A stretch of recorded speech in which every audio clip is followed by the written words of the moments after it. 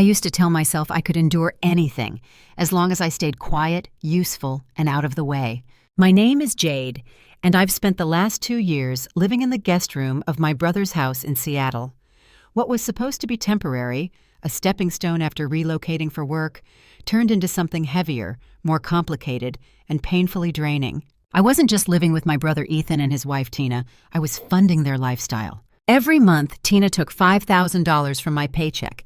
In the beginning, she made it sound reasonable, like I was just contributing to the household. Rent, utilities, food, fair enough. But the number never changed, no matter how little I used or how often I stayed out late working.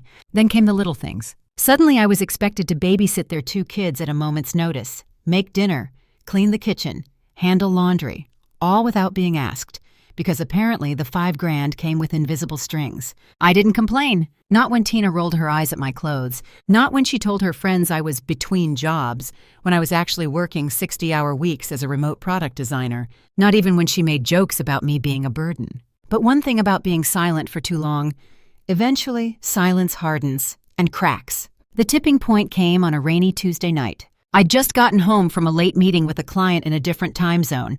Exhausted, I dropped my laptop bag by the door and walked into the kitchen, where Tina was standing with a wine glass in one hand and her phone in the other. She looked up, gave me that familiar half-smile. "Did you remember to buy almond milk?" she asked. I blinked. "I didn't know I was supposed to." She sighed, annoyed. "I texted you earlier." I pulled out my phone. No text. She waved a hand dismissively. "Whatever, it's just exhausting having to remind you about everything. You live here for free, and we're constantly picking up your slack." I froze. "For free?" I repeated. She took a sip of wine. "You know what I mean." "No," I said, setting my keys on the counter. "I don't think I do. You take $5,000 from my paycheck every month." She scoffed. "And? You should be grateful. Look around you. You live in $1 million home. You get to eat well, have a roof over your head. What more do you want?" I stared at her. "You're not doing me a favor," I said quietly. "You're using me." That's when she exploded. "Fine," she snapped. "If you think you're being used, then maybe you should leave. Seriously, if you're that unhappy, pack your stuff and go. See how far you get on your own." The words hit harder than I expected. But not because they hurt. Because they finally gave me permission. To stop pretending. To stop shrinking myself. To leave. I didn't say anything else that night. I walked upstairs, closed the door to the guest room, and sat on the edge of the bed.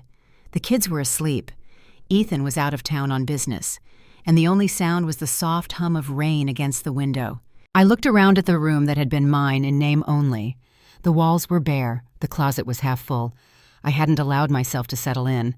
Somehow I always knew this wasn't my home. So I opened my laptop, logged into my private bank account, and stared at the numbers. I had enough. More than enough. Thanks to years of smart investments, contract work, and the tech startup I'd co-founded before quietly selling my shares.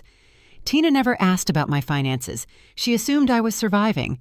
But I wasn't surviving. I was thriving. Quietly. And now, I was done being quiet. By the next morning, I had packed my things into 2 suitcases and a backpack. I left a short note on the kitchen counter. "Tina, you're right. I should leave. Thanks for the reminder. Jade." I didn't wait for a reply. I just left. And just like that, I was free. It's funny how quiet the world becomes when you walk away from noise. That first morning after I left Ethan and Tina's house, I checked into a short-term rental downtown. A quiet place, all glass and soft lighting, overlooking the rainy streets of Seattle. It wasn't extravagant, but it was mine. My key, my space, my peace. I made tea, sat on the couch barefoot, opened a book I'd been meaning to read for months. For the first time in years, I breathed without bracing for someone's criticism. No guilt. No tension. Just air. I didn't tell anyone where I'd gone. Not Ethan, not Tina. I changed the direct deposit on my paychecks, disconnected from the shared phone plan, and even had my mail redirected. I didn't owe explanations. Not after everything I had endured in silence. For the next 2 days, I worked, rested, and watched the city lights from the floor-to-ceiling windows as the rain washed the sidewalks below. Then my phone rang. An unfamiliar number lit up the screen. I let it go to voicemail. But a minute later, it rang again, same number. I answered, half expecting it to be spam. Instead, I heard her voice. "Jade," Tina said, panic thick in every syllable. "Please, I need you to call me back. Something's wrong. It's the bank."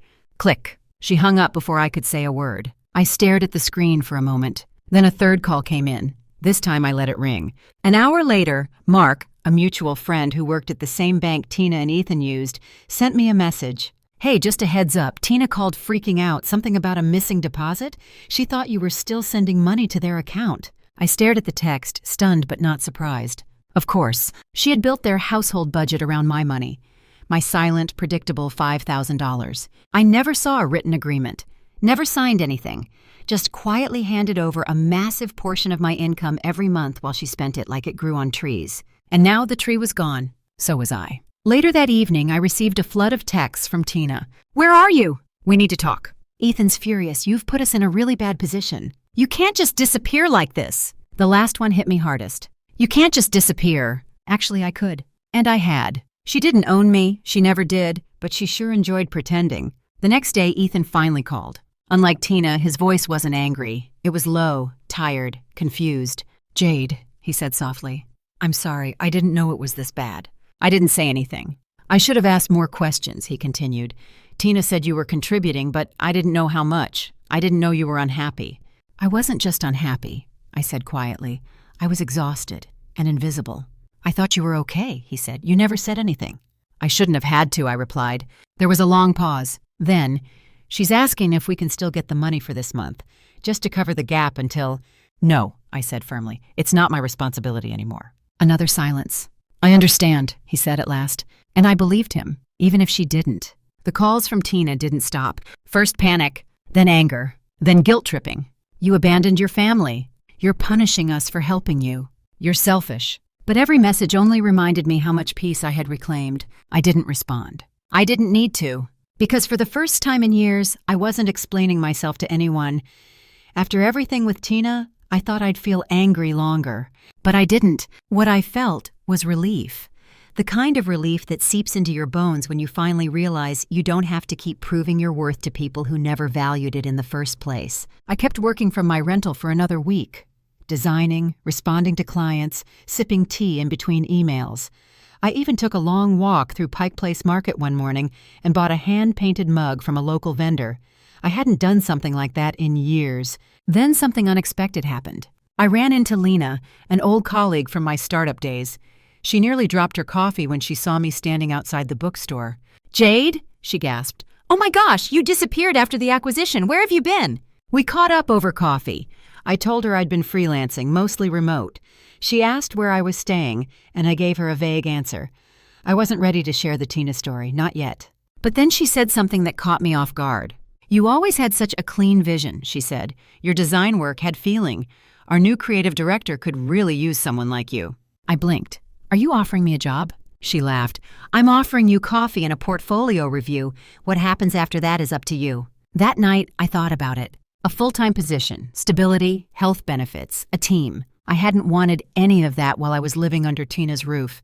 I didn't want to give her another thing to gossip about or control. But now, the idea didn't feel suffocating anymore. It felt exciting. I pulled out my laptop, polished up my portfolio, and sent it to Lena. The next morning, she replied, "Let's talk." Meanwhile, the messages from Tina started to shift tone. Less anger, more desperation. "Can we meet in person?" I think we misunderstood each other. "The kids miss you." That last one made me pause, because I did miss the kids. I was never their nanny, but I'd read them bedtime stories, made them pancakes on Saturday mornings, and helped them build cardboard castles in the living room. Their laughter had softened the edges of that house, even when Tina's voice sharpened them. Still, I knew what Tina was doing. She wasn't reaching out for the kids. She was reaching for control. Again, and I wasn't going back. That weekend, I met Lena again, this time at her office. The space was open, full of sunlight and calm energy.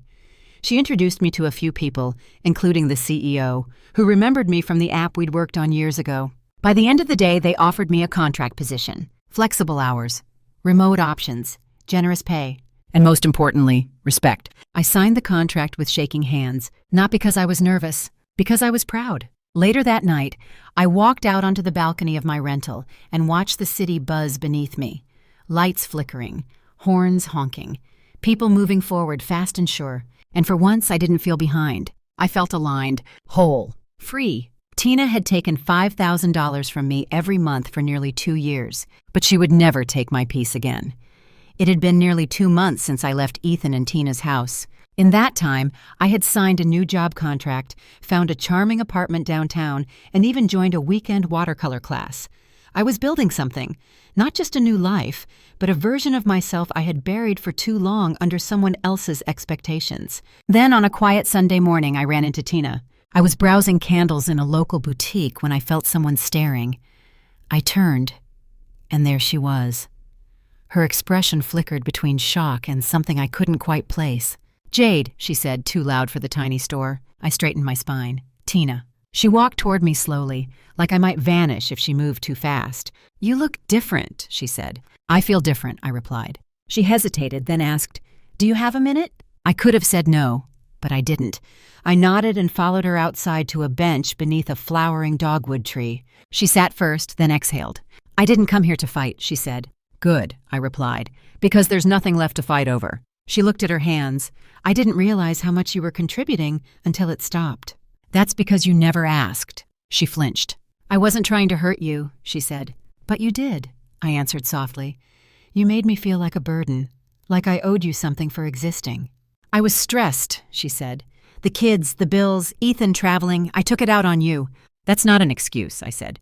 "And you didn't just take it out on me. You took from me my money, my time, my sanity." She blinked fast. "I miss you. The kids miss you."